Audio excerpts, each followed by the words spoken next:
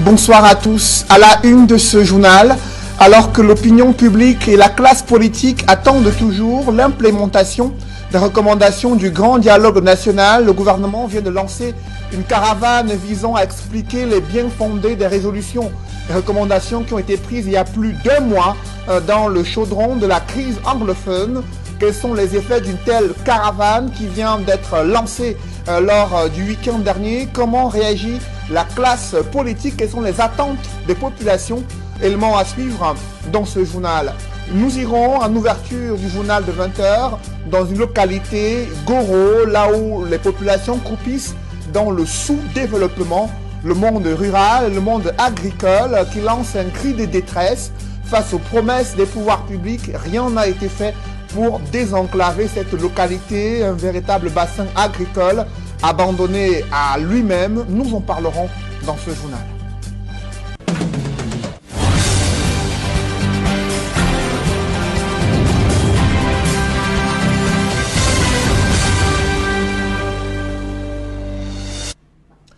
Merci de suivre cette édition complète de l'information sur Equinox Télévision. D'abord, cette souffrance des populations dans une localité située dans l'arrière-pays du Cameroun. Vous allez le voir en images, comment elles éprouvent des difficultés à pouvoir se mouvoir, notamment à pouvoir faire circuler les marchandises. Les routes sont en piteux état, enclavées, difficile de pouvoir rallier les principales villes dans la région du centre. Et là, cela impacte sur les capacités d'écoulement des produits agricoles. Nous y reviendrons. Alors que les populations attendent en vain l'implémentation des recommandations du grand dialogue national, le gouvernement vient de lancer une caravane de ce grand dialogue dans les régions anglophones, notamment à Bamenda, où les participants à ce grand dialogue doivent expliquer les tenants et les aboutissants des résolutions qui ont été, des recommandations qui ont été prises, également les rassurer sur la volonté politique du gouvernement à mettre en œuvre ces recommandations. Je vous propose de suivre une attitude des évêques ayant participé à ce grand dialogue national. J'exhorte les autorités à user d'autres stratégies.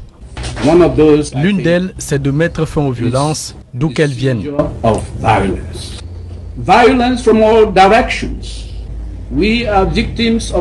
Nous voici les victimes de ces violences. Le gouvernement a fort à faire en montrant en premier l'exemple de paix à ces jeunes belligérants. Le gouvernement doit traduire ses paroles en actes sur le terrain. Quand nous prêchons la paix sans des pièces à conviction que la situation évolue, les populations nous répondent que c'est du déjà entendu.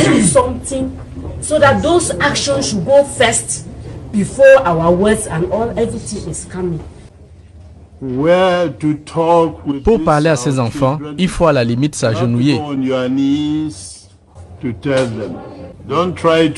Ils ne sont pas à blâmer ni à raisonner. Juste leur dire la vérité sur les conséquences des violences et surtout le faire en des propos très courtois.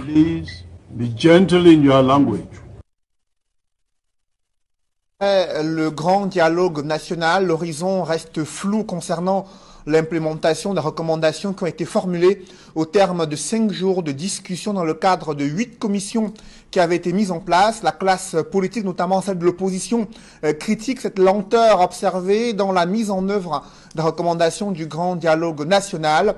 Elle déplore le fait que le chef de l'État s'est rendu à Paris en France pour rassurer la communauté internationale sur sa volonté de mettre en œuvre ce statut spécial dont le contenu reste méconnu des Camerounais. Dans les rangs du RDPC, on salue la stature du chef de l'État, homme politique avisé, grand avocat de l'Afrique, durant sa participation à ce forum de Paris sur la paix et la sécurité.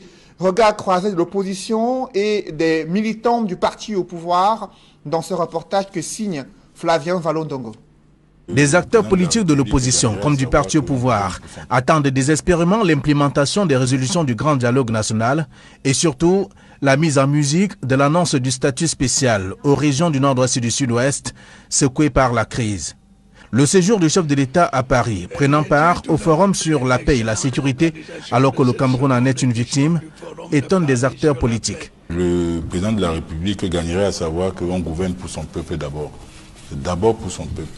Il gagnerait à plus s'exprimer pour son peuple et non pas chaque fois à sauter dans un avion pour aller montrer une autre image de ce qu'il n'est pas du tout à l'intérieur du pays. Ça traduit un peu comment le Cameroun est donc gouverné.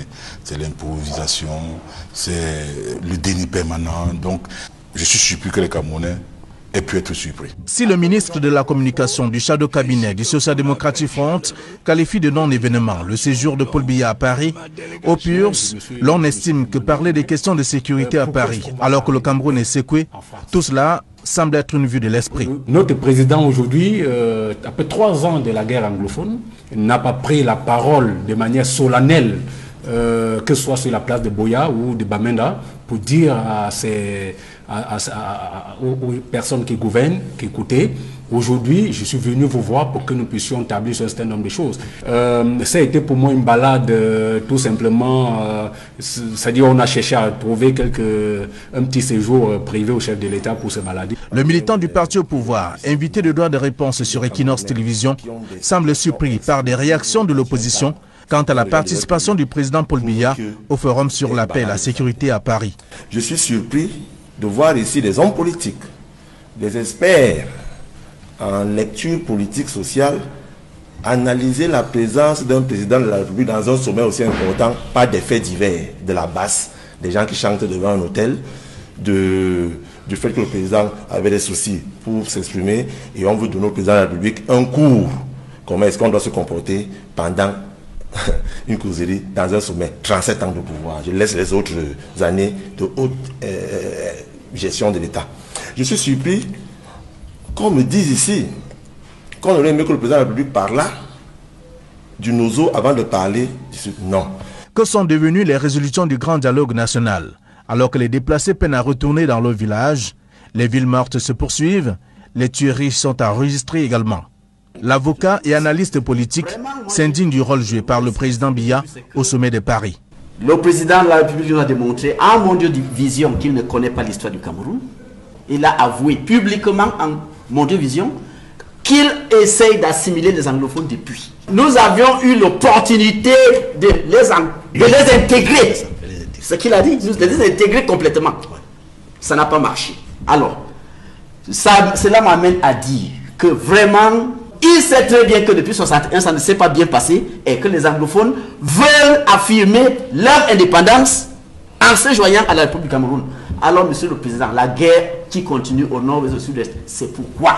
Avec le double scrutin à venir et la création de la commission de sensibilisation des masses sur la reprise de la vie dans les régions anglophones, il sera difficile de mener à bien cet exercice. Comment cette mission ira sur le terrain? Ils vont rencontrer qui? Ils vont rencontrer personne. Tout ce qu'on a trouvé à Yaoundé, c'était quoi? Il faut convoquer le corps électoral. Vous allez rencontrer qui? Et les Camerounais vont rencontrer qui? Tous vivent hors du nord-ouest et du sud-ouest. En somme, la classe politique et les populations attendent avec la patience des premiers chrétiens l'implémentation des résolutions du grand dialogue national pour un éventuel retour à la paix au Cameroun. La situation des droits de l'homme ne cesse de se dégrader dans ces régions anglophones, selon la directrice exécutive du réseau des défenseurs des droits humains en Afrique centrale, Maximilien Gombe, invité de l'émission La Vérité en face sur Equinox Télévision, a fait des révélations troublantes sur l'impact de cette guerre sur les femmes et les enfants. Je vous propose de l'écouter. On a fait une vidéo sur la question des femmes, surtout des femmes qui sont devenues, n'est-ce pas, des prostituées, des prostituées de la guerre. C'est comme ça qu'on les appelle. Quand vous allez à Bonabé, d'ailleurs vous le savez, vous avez fait des reportages là-dessus. Nous, ce qu'on a fait, c'est plus que ça. C'est-à-dire on est allé voir dans les maisons, par exemple, dans quelques villages, à l'extrême nord et autres, pour voir les motivations concrètes. C'est que vous arrivez, vous trouvez que un monsieur est parti en brousse, il ne peut plus rentrer parce qu'il a peur des représailles des séparatistes et de l'armée. Non, ils sont pris entre deux, entre le marteau et l'enclume. Donc, ils ont abandonné la femme et les enfants. Parmi les enfants, il y a des enfants, des jeunes filles de 16 ans, 17 ans qui étaient à l'école, qui jouissaient d'une protection familiale. Qu'est-ce que la maman leur dit? Allez vous chercher. Celles qui ont la chance d'arriver à Douala ou alors d'arriver à Souza et trouver par exemple du boulot comme femme de ménage moyennant 20 000 ou 25 000, très bien. Elles se disent, elles sont sauvées. Celles qui ne peuvent pas, elles viennent par là. Parce qu'il faut qu'elles se cherchent pour nourrir, n'est-ce pas, leurs petits frères qui sont restés, par exemple, avec les femmes. C'est la première chose, les jeunes filles, qu'on appelle les prostituées de la guerre. Les femmes, maintenant, vous savez, l'arme la plus utilisée pour n'est-ce pas, humilier la femme, c'est le viol. Parce que tu te tais à jamais. Donc, quand vous allez au nord-ouest, sud-ouest, vous allez voir plus de visages de femmes meurtries, silencieuses, qui ne veulent pas vous parler parce qu'elles ont été violées. Je vais faire une révélation. On a discuté avec les militaires, parce que ceux qui pensent qu'on ne discute pas souvent avec certaines forces de sécurité, ils m'ont reconnu, certains. S'ils m'écoutent, là, ils peuvent le confirmer. Ils m'ont dit, il faut qu'on discute. Toute une nuit, j'ai voyagé toute une nuit pour Limbe. Nous nous sommes rencontrés.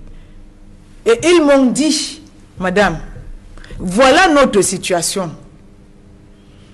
On nous demande d'aller à la guerre.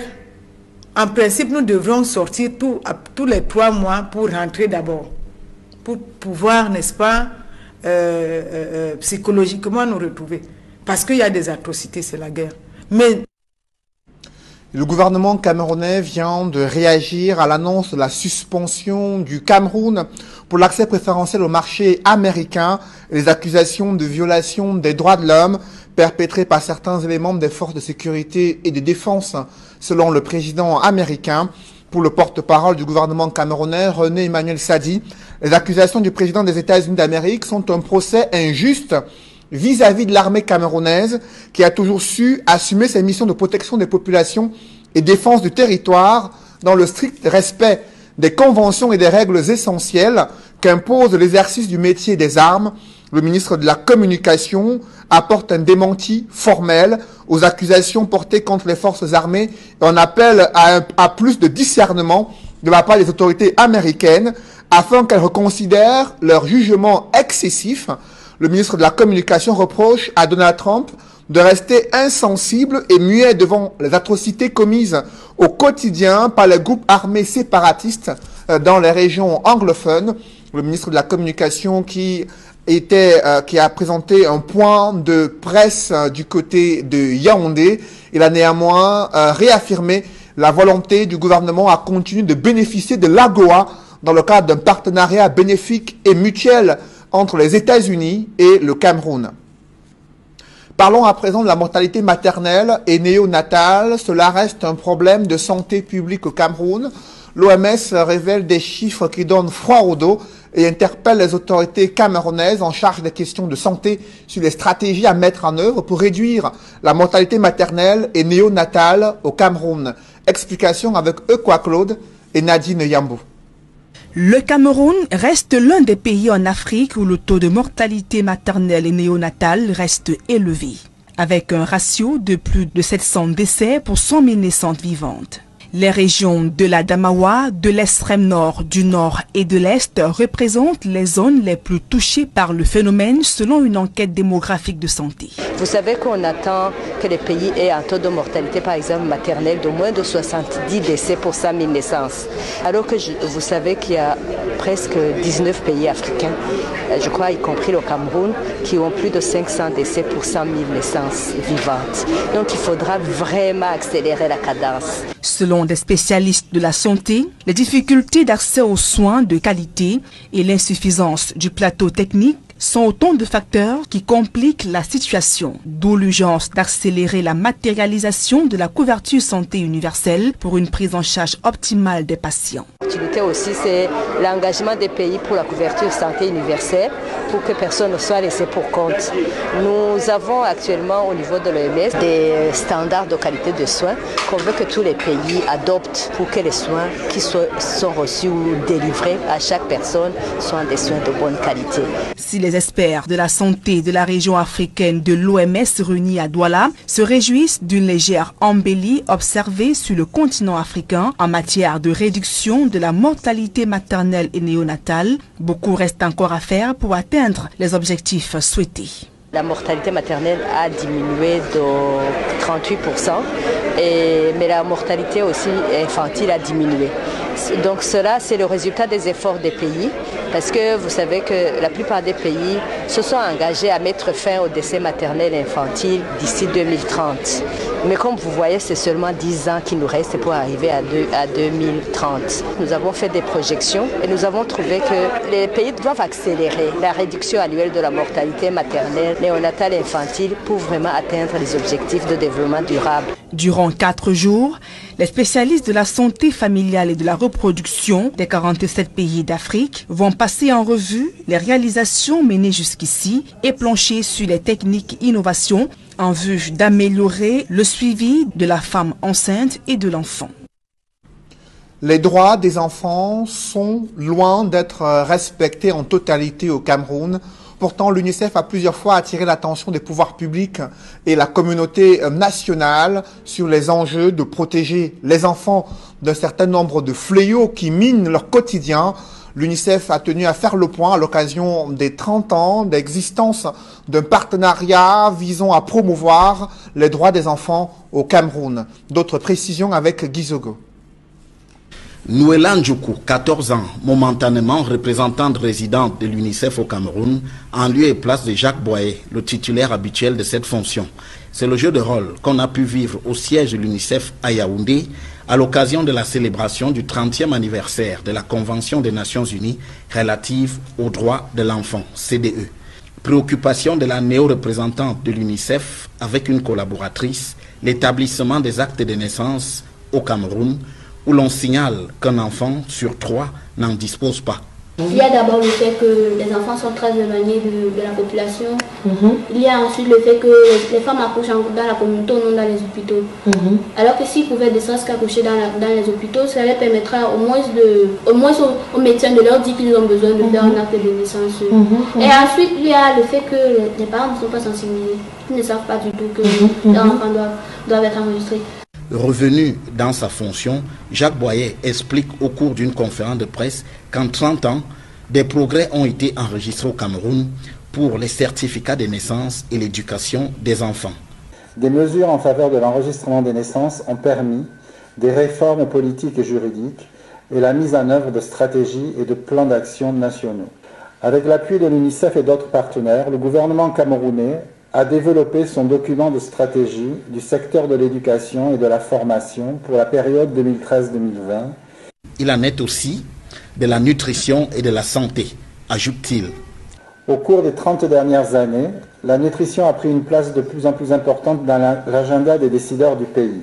Dans le domaine de la santé, des progrès importants ont été accomplis dans la lutte contre le paludisme, en particulier grâce à l'utilisation accrue de moustiquaires traités à l'insecticide. Mais il relève qu'on pourrait encore faire mieux pour ce qui est de l'application de la CDE. La Convention sur les droits de l'enfant n'est pas pleinement mise en œuvre ni largement comprise. 30 ans plus tard, il est important de réitérer sa pertinence et de rappeler l'urgence de sa mise en œuvre à l'heure de la réalisation des objectifs de développement durable. S'agissant des zones en crise, comme le nord-ouest et le sud-ouest, ou celles impactées par les crises, comme les régions de l'extrême nord et de l'est, le représentant résident de l'UNICEF présente une gamme d'actions englobant la santé, l'éducation et la nutrition en faveur des enfants. La Convention sur les droits de l'enfant a été adoptée par les Nations Unies en 1989 et ratifiée par le Cameroun en 1993. L'affaire fait déjà grand bruit dans les amphithéâtres des universités d'État au Cameroun. Il s'agit de l'objet d'une correspondance des services du secrétaire général des services du Premier ministre adressée au ministre d'État, ministre de l'Enseignement supérieur. L'objet porte sur la suspension du doctorat professionnel dans les institutions universitaires. Selon le secrétaire général des services du Premier ministre, l'instauration du doctorat professionnel sous quelque forme que ce soit est contraire à une directive portant organisation des études universitaires dans l'espace CEMAC, dans le cadre du système LMD. Selon Séraphin Magloire Fouda, le Premier ministre l'a chargé de demander au ministre de l'Enseignement supérieur de prendre toutes les dispositions pour mettre définitivement un terme à ces doctorats professionnels et de soumettre à son appréciation un projet de décret actualisé réglementant l'organisation du cycle doctorat dans les universités au Cameroun. Évoquons à présent la difficulté des petites et moyennes entreprises au Cameroun.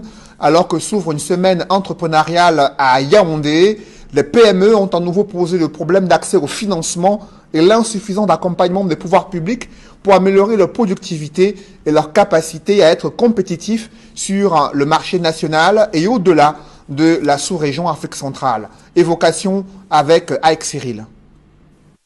À l'esplanade de la Chambre de commerce à Yaoundé, des petites et moyennes entreprises exposent leurs produits, notamment des vins à base de fruits tropicaux. Dans notre pays, le Cameroun, il y a beaucoup de fruits et ce sont souvent des fruits saisonniers. Donc ce qui fait que nous luttons comme ça contre la perte des fruits après récolte. Vous avez par exemple des vins faits à base de la goyave, des vins faits à base de la mangue, de l'ananas, de la cerise et beaucoup d'autres fruits. Dans ces produits made in Cameroun, il y a également des articles en cuir, ainsi que des produits issus du cacao. À base du cuir et de la matière textile, nous faisons des articles tels que des sacs à dos, des sacs de voyage, des sacs à main d'âme comme vous pouvez le voir, pour éviter l'importation et pour encourager aussi l'artisanat camerounais. Nous exposons les produits issus de la transformation du cacao, spécialement les chocolats, les liqueurs, le beurre de cacao, les fèves. Mais la vie pour ces PME est loin d'être un long fleuve tranquille. Elles attendent l'accompagnement des pouvoirs publics afin de faire face aux difficultés qu'elles endurent. Nous attendons de l'État une subvention pour nous, artisans et artistes, pour pouvoir nous appuyer dans nos différents projets. Nous attendons encore des appuis au niveau des équipements, faire dans l'artisanat moderne, donc avoir des petits équipements qui nous facilitent et qui répondent à la norme. Ce n'est que le gouvernement qui peut rehausser le secteur de l'entreprise. Si le gouvernement vient en appui, ça peut faire d'abord à ce que nous consommons des produits typiquement bio. Nous apportons quelque chose au développement économique du pays. Face à ces sollicitations, la réponse du gouvernement est donnée par le ministre des Petites et Moyennes Entreprises, de l'Économie sociale et de l'Artisanat. Nous réfléchissons chaque jour davantage à ces dispositifs pour non seulement permettre de réduire la mortalité des PME, mais surtout pour créer davantage d'opportunités pour les PME. Selon le gouvernement, la réflexion est en cours en vue d'une part de la création d'un kit du jeune entrepreneur et d'autre part du lancement de l'enregistrement en ligne dans le fichier des PME nationales. Ceci permettra de mieux cerner la cartographie des PME, leur secteur d'activité et surtout de mieux rationaliser les interventions des pouvoirs publics et des organismes qui accompagnent le développement de l'écosystème entrepreneurial. Le Cameroun aujourd'hui, c'est environ 278 000 unités de petites et moyennes entreprises. Un chiffre qui pourrait s'accroître et qui pose en même temps le problème de l'accompagnement de ces PME afin d'en faire de véritables vecteurs de développement. C'est le sens à donner à la Semaine mondiale de l'entrepreneuriat, dont la première édition se tient à Yaoundé, sous le thème « Entreprendre ensemble ». En football, l'ancien lion indomptable Modeste Mbami rejette l'offre de sa nomination au poste de team manager de la sélection nationale masculine A' du Cameroun.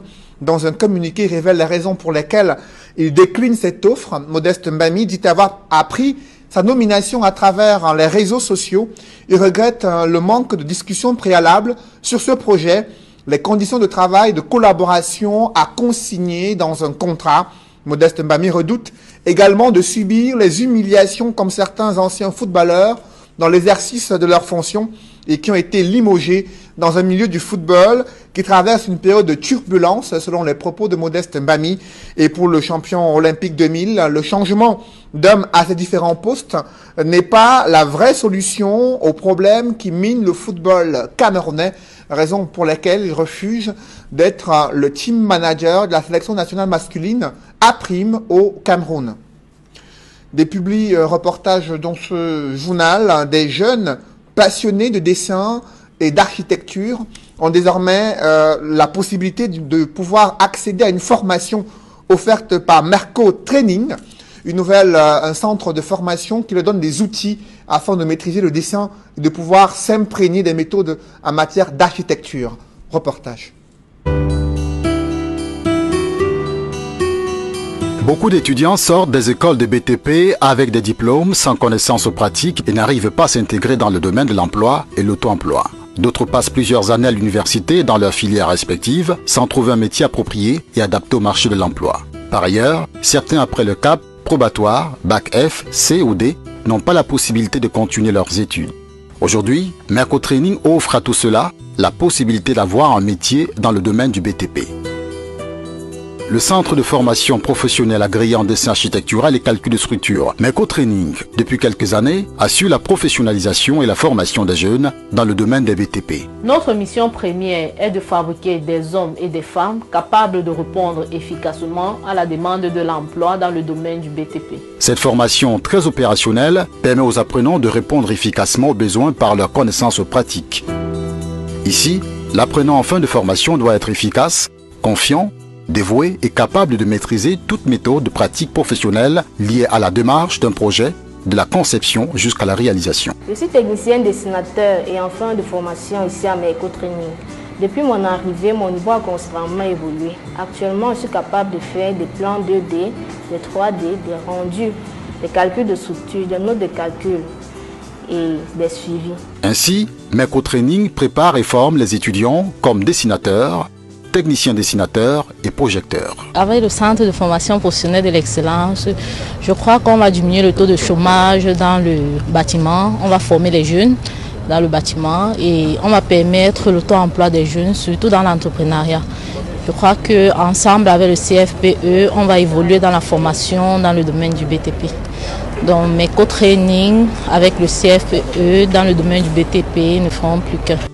Avoir au moins un CAP au probatoire pour les dessinateurs, au moins un bac pour les techniciens dessinateurs et un bac plus en génie civil pour les projecteurs.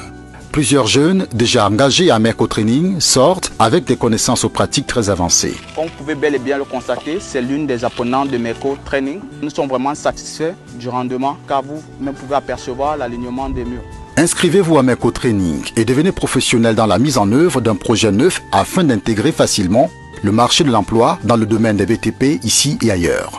Cet encadrement se manifeste par le suivi d'une équipe pédagogique entièrement composée de professionnels en la matière avec des programmes d'enseignement innovants axés sur des projets des technologies nouvelles. Nous formons chaque étudiant de manière à ce qu'il soit capable à la fin de sa formation de prendre un projet neuf ou de rénovation et de le suivre jusqu'à sa fin.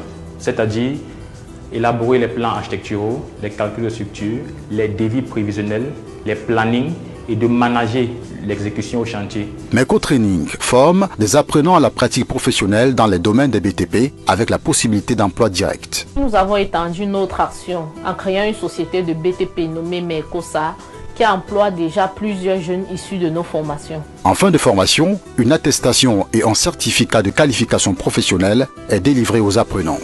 Merco Training est situé à Douala Bonamoussadi, derrière le restaurant Chop et Yamo. Contact 655 31 02 70. Merco Training. Formez-vous pour être utile. Le footballeur international camerounais Jean de Makoun s'engage dans la valorisation de l'énergie solaire en milieu rural dans le reste du pays. Il vient de signer un accord de partenariat avec l'entreprise UPOA qui opère dans le secteur de l'énergie solaire.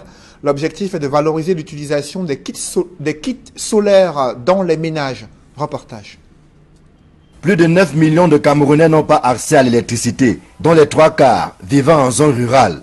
Voilà qui a touché le cœur de l'entreprise franco-camerounaise UPOA, qui depuis 2014 éclaire la vie d'au moins 10 000 foyers dans notre pays. Vous avez de la famille dans les zones éloignées. Et donc, c'est de vous imaginer le bien-être qu'ils pourraient avoir en ayant une solution telle que proposée par UPOA, qui leur faciliterait grandement la vie. Donc, une énergie qui soit stable, qui soit saine, qui soit sécurisée, qui soit fiable, et avec non seulement d'avoir la lumière, etc., mais aussi d'avoir accès à de l'appareillage. Parce qu'on sait que ça va améliorer leur quotidien, tant au niveau social qu'économique. Dans sa quête permanente de l'amélioration des conditions de vie des populations, notamment celles vivant en zone rurale, UPOA vient de s'attacher les services du footballeur Jean-De Makoun, dont l'engagement dans le social et l'attachement à la patrie force le respect. Je pense qu'on a, que ce soit dans les zones retirées ou dans les grandes villes, beaucoup de problèmes d'électricité qui nous hantent depuis un moment. Donc j'espère que ça va être une solution en plus pour le Cameroun et encore plus pour les gens qui sont dans les zones très très retirées. Avec ce que j'ai eu à faire par le passé, j'ai été vraiment séduit et j'espère vraiment qu'on va bien avancer ensemble et on va aider tout le monde à être plus éclairé. UPOA Cameroun propose 3 kits solaires dont le montant de l'avance est fonction du kit sollicité et le reliquat remboursable petit à petit en 18 ou 23 mois. Une aubaine pour les consommateurs des zones rurales dont les moyens sont limités. Alors le modèle UPOA, c'est pas seulement de donner la lumière, mais c'est de donner la lumière et de s'adapter par rapport aux réalités qui existent dans les zones rurales. Aujourd'hui, le pouvoir d'achat dans les zones rurales est relativement limité. C'est pour ça que UPOA a décidé de mettre en place un modèle qui permet aux familles de rembourser petit à petit. Et donc ce sont des facilités de paiement que l'on met à disposition de ces familles pour leur permettre de ne pas leur mettre la pression à devoir rembourser directement sur cette période-là. Grâce au kit solaire UPOA, les populations vivant en zone rurale voient la vie en rose au regard de l'impact positif des services proposés. Sur le terrain, on a prévu d'aller avec ce qu'on appelle des caravanes, donc avec pas mal de personnel, avec Jean-De Makoun aussi, d'aller de maison en maison, aller dans les marchés, aller rencontrer les populations et les amener justement à pouvoir avoir accès à cette énergie. Premièrement, mais deuxièmement également, ce qui est très important pour nous, c'est encore de mieux comprendre leurs besoins pour pouvoir les accompagner dans leur qualité de vie dans le futur de toute façon. Avec environ 10 000 foyers équipés à ce jour, UPOA conforte sa position de leader dans le secteur de l'énergie solaire au Cameroun. Le credo de l'entreprise et de ses 200 employés est Power People Now. Et nul doute qu'avec la star du football, Jean-De Makoun, UPOA va davantage imprimer ses marques pour le plus grand bien des populations qui n'ont pas accès au réseau électrique. Mesdames, Messieurs, c'est la fin de ce journal. Merci de l'avoir suivi. Juste après cette édition de 20h, retrouvez Serge Alain Autou et ses invités pour le débrief du journal sur le plateau d'Equinox Soir en direct de Yaoundé. Bonne soirée sur Equinox Télévision.